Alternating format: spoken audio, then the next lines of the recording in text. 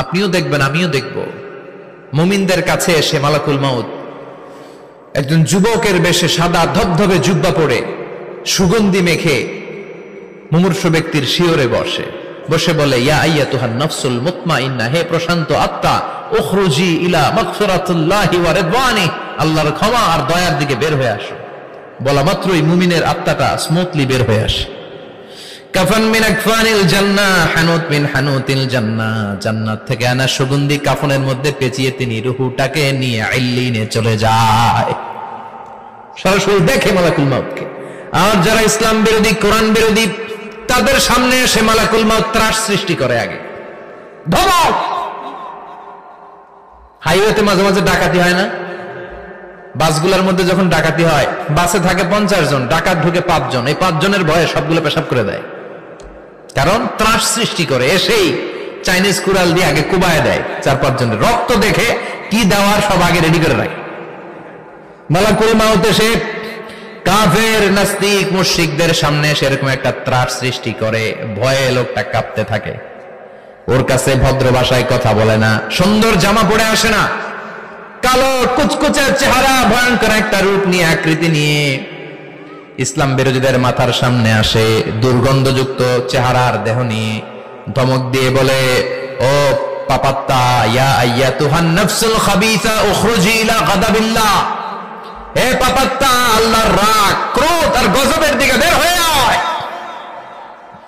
মুমিনের আত্মা বলার সাথে সাথে যেমনি মুমিনের দেহ থেকে বের হয়ে জান্নাতি কাফনের ভেতরে ঢুকে, কাফেরদের আত্মাও কি এরকম তাড়াতাড়ি বেরোতে চায় নাকি? কাফেরদের আত্মা বেরোতে চায় না। ডানে দৌড়, বায়ে দৌড়, সামনে দৌড়, পেছনে দৌড়, আহা, দৌড়াদৌড়ি করে। মালাকুল মাউত এটাকে টেনে হিচড়ে, একটা জীবিত ছাগলকে জবাই না করে তার চামড়া উল্টার দিকে টেনে হিচড়ে বের করলে ছাগলটা যত কষ্ট পায়, এর সে কম 70 গুণ বেশি কষ্ট দিয়ে কাফের, মুশরিক আর গাদ্দারদের রূহ কবজ করা হয়। আল্লাহ, এই পরিস্থিতি থেকে তুমি আমাদের বাঁচাও। মুমিনদের রূহ যেমনি কবজ হয়, ওইভাবে রূহ কবজের ব্যবস্থা করে দিও। ঈমানের মৃত্যু নসিব করে দিও, শাহিদি মৃত্যু নসিব করে দিও। আমাকে শহীদ করে সেই মিছিলে শামিল করে নিও, যে মিছিলের নেতা মীর হামজা, খুবাইবে খাব্বাব, আল্লাহর কাছে ছিল অতি প্রিয়, শামিল করে নিও। আমাকে শহীদ করে সেই মিছিলে শামিল করে নিও। পড়েন আমিন। আর জোরে পড়েন আমিন। তার মানে বিমান দুর্ঘটনায় হোক, কিংবা লঞ্চ ডুবিতে হোক, কিংবা আগুনে পড়ে হোক, কিংবা আত্মঘাতী হামলায় হোক, যে যেখানেই মারা যায়, কবরের 3টা প্রশ্ন তার জন্য আছে না নাই? ইসলাম বিরোধীদের জন্য প্রশ্ন 3টা, আপনারা যারা মুমিন তাদের জন্য 4টা, আপনাদের জন্য একটা বেশি। আলহামদুলিল্লাহ কোন? কবরে এসে প্রথম প্রশ্ন করবে, মুনকার নাকির যখন চলে আসবে, 40 কদম যখন আত্মীয় স্বজনরা লাশটাকে কবরের মধ্যে দিয়ে 40 কদম চলে যায়, তখনই ফেরেশতা চলে আসে।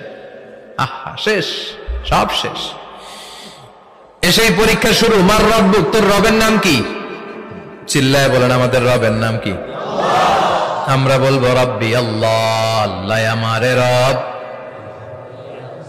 দমে দমে তনু মনে তারি অনুভব। পড়েন, আল্লাহ আমারে রব। তোমার দুনিয়াতে আমি যেদিকে তাকাই, অথই নিয়ামতে ডুবে আছি সবাই। পাখপাখালির গানে শুনি তাসবিহ কল রব, তাসবিহ কল রব, আল্লাহ আমারে রব। প্রথম প্রশ্ন, তোমার রব কে? আমরা বলবো আমাদের রব আল্লাহ। দ্বিতীয় প্রশ্ন, ওমা দীনু, তোমার ধর্মের নাম কি? আমরা কি বলবো? তৃতীয় প্রশ্ন, বিশ্বনবীর চেহারা দেখিয়ে বলা হবে, আতারিফু হাদার রাজুল, এই লোকটারে চিনো নাকি? আমরা বলবো চিনি, আমাদের প্রাণের নবী, ঠিক কিনা?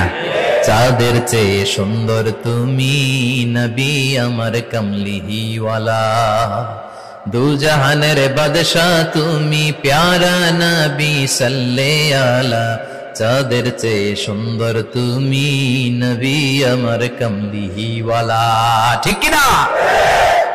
3টা প্রশ্নের যথাযথ উত্তর যখন দিয়ে দিলেন, আপনার জন্য অতিরিক্ত আরেকটা প্রশ্ন করা হবে, ওয়ামা ইলমুক, তোমার নলেজ কি?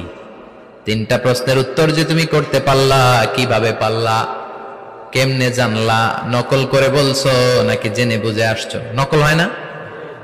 এখন তো পরীক্ষা চলতেছে বোধহয়। কি পরীক্ষা? এসএসসি পরীক্ষা। নকল হয়? কৃষ্ণপুরে নকল নাই না? এখন মনে হয় এগুলো একটু কমছে। একটা সময় ছিল অনেক নকল হইতো।